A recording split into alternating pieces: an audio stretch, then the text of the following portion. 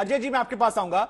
उदित राज को आपने सुना, जी। जिन तीस्ता पर ये आरोप लगातार लग रहे हैं, वो गवाह लगा रहे हैं जो उनके साथ काम करते थे, वो लोग लगा रहे हैं जो उनके साथ फाइलें ले जाते थे, दस्तखत करवाते थे कि देखिए इन्होंने लोगों की भावनाओं का इस्तेमाल गलत तरीके से किया। कोर्ट ने कहा जांच इन पर करनी चाहिए, देखना चाहिए किस तरह से हो।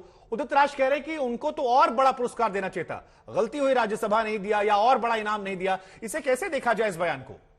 नहीं, देखिए शुभांकर जी, मैं तो बिल्कुल ऑब्जेक्टिवली बात कर रहा हूं। देखो, सुप्रीम कोर्ट ने जब मोदी जी को क्लीन चिट दी एसआईटी के सामने, जो तीस्ता जी ने सुप्रीम कोर्ट में गए थे, तब उन्होंने ये कहा था कि कुछ अतथ्य हैं जिसको पेश करने की कोशिश की गई और उसके बारे में भी एक इंक्वायरी करनी चाहिए। और सुप्रीम कोर्ट के निर्देश के बाद ही गुजरात की जो एंटी टेररिस्ट स्क्वाड है और क्राइम ब्रांच है, उन्होंने तीस्ता जी की अरेस्ट की और उनके सामने फॉर्जरी और ये फैब्रिकेटेड डॉक्यूमेंट्स जो है उसका वो किया। और उन्होंने ये जो एफिडेविट फाइल हुई है अहमदाबाद की सिटी सिविल कोर्ट में, उसमें दो गवाह हैं जिन्होंने ये कहा है। और हम सिर्फ ये अहमद भाई की बात नहीं करते हैं, उसके अलावा भी जो बातें कही है वो काफी सीरियस है। जैसे मैं साक्षी हूँ गुजरात में, पांडरवाड़ा जो पंचमहाल में जो था, वहां रात को लेट इवनिंग कब्रिस्तान जो था वो खोदा गया, उसमें से डेड बॉडी निकाली गई। उसके बाद उनका ये ऑब्जर्वेशन, वो जो गवाह ने कहा है कि भाई सबाना और जावेद यानी मियां और बीबी को तो आपने राज्यसभा में भेजा, मुझे क्यों नहीं भेजा गया। उसके बाद हरेन पंड्या के पिताजी जो थे, उसको ये कहा गया कि आप citizen of justice and peace में जुड़ जाए, और उनको एक स्टेटमेंट दिया गया जो प्रिपेयर्ड था, जिसके ऊपर उन्होंने साइन करने के लिए मना किया गया। तो ऐसे काफी इश्यूज हैं, जैसे गुलबर्ग सोसाइटी जिसमें जाकिया जाफरी जी रहते थे, उसको उन्होंने कहा था कि इसको एक सोसाइटी बना देते हैं और मार्केट प्राइस पे इसको खरीद लेते हैं और इसको एक म्यूजियम बना देंगे। उन्होंने एक प्रस्ताव भी दिया था, 4 साल तक उसमें कुछ नहीं हुआ। इसमें काफी तथ्य हैं जिसके बारे में इंक्वायरी हो सकती है। लेकिन आज की तारीख में ये जो अहमद भाई पटेल वाला जो इश्यू निकला है, मुझे लगता है भारतीय जनता पार्टी को आने वाले चुनाव में इसका डेफिनेटली एक इमोशनल इश्यू की वजह से फायदा मिलेगा। और भाजपा भी इसको धीमी आंच पे पकाना चाहती है, क्योंकि इश्यू सिर्फ पोलराइजेशन का नहीं है। इश्यू ये जरूर है, 2002 से लेकर 2022 तक भारतीय जनता पार्टी इस इश्यू पे चुप इसलिए रही क्योंकि वो चाहते थे कि सुप्रीम कोर्ट में एक बार क्लीन चिट मिल जाए और वहां से जो भी दिशा निर्देश आएंगे उसके बाद इंक्वायरी होगी। अब उनके पास दो अच्छे ऐसे गवाह हैं जो पहले तीस्ता सेतरवाड़ के साझेदार रह चुके हैं, और उनके स्टेटमेंट एफिडेविट जो है उसके सामने, मजिस्ट्रेट के सामने एफिडेविट, उसके आधार पर ही ये एफिडेविट जो है अहमदाबाद क्राइम ब्रांच ने फाइल किया है। और 2007 में जब सोनिया जी ने कहा था कि मौत का सौदागर, और उसका एडवांटेज भारतीय जनता पार्टी को मिला था कि 2/3 से ज्यादा सीट मिली थी, मुझे लगता है इस बार भी इसको एक इमोशनल इश्यू बनाने की कोशिश भारतीय जनता पार्टी जरूर करेगी। यही मेरा अगला सवाल आपसे था कि अजय जी, इसके बाद मैं अगले मेहमान के पास जाऊंगा जी। जो मौत के सौदागर वाला स्टेटमेंट आया उसके बाद बीजेपी ने उसे इनकैश कर लिया था। इस बार भी बीजेपी बार बार ये कह रही है कि देखिए प्रधानमंत्री नरेंद्र मोदी जब उस वक्त मुख्यमंत्री थे, उनकी सरकार को गिराने की कोशिश थी। हम सभी जानते हैं कि गुजरात में नरेंद्र मोदी फैक्टर काम करता है और एक इमोशनल अटैचमेंट भी वहां पर देखने को मिलता है। तो क्या इसे इनकैश करने की भी कोशिश है, क्योंकि एक बड़ा मामला मिल गया और इस बार आरोपों का पहिया जो है वो दूसरी तरफ है?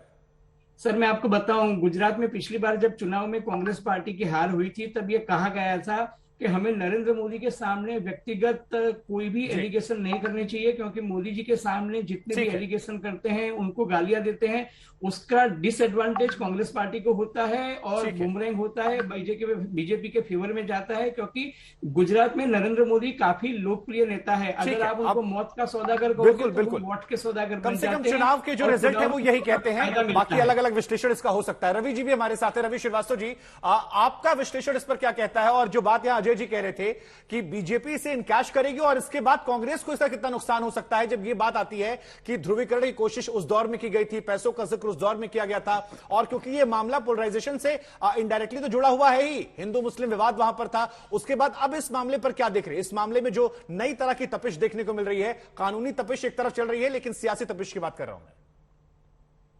देखिए शुभांकर जी, जब जब देश की आर्थिक स्थिति बिगड़ती है, खराब होती है, रुपया डूबता है, बेरोजगारी होती है, तो सरकार की जो लोग हैं, जो समर्थक हैं, वो इस तरह के मुद्दे उछाल करके वापस पोलराइजेशन करने की कोशिश करते हैं।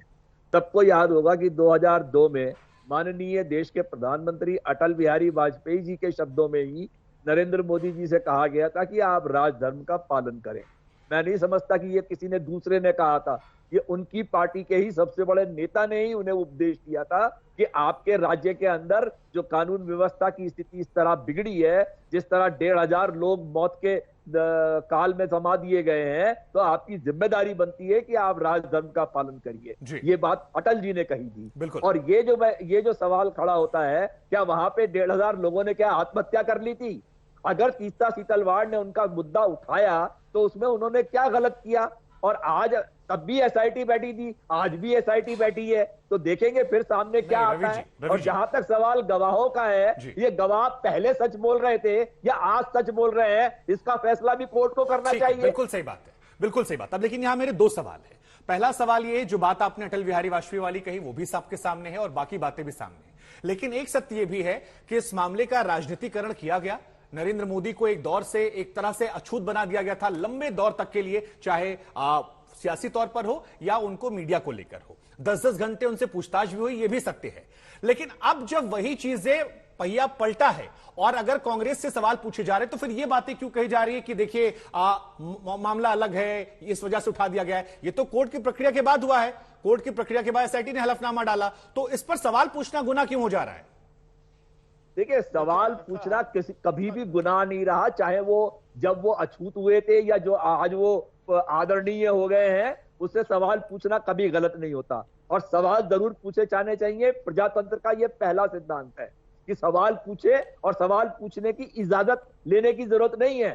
सवाल पूछना देशवासियों का हक है, सभी का हक है, चाहे वो कांग्रेस की सरकार हो और चाहे भाजपा की हो। जब उनकी सरकार थी तो उनसे सवाल पूछे गए, आज इनकी मैं आपको एक कोट करता हूं सर, इस पर आप जवाब दीजिएगा, उसके बाद मैं जाऊंगा आगे। 2006 में पापडरवाड़ा नरकंकाली खुदाई के लिए मीडिया को बकायदा लेकर तीस्ता और आरबी कुमार गए थे, और जहां पर एक विटनेस ने एसआईटी में कहा भी है कि उस दौरान तीस्ता ने कहा था कि 3 दिन के अंदर यह सरकार गिर जाएगी।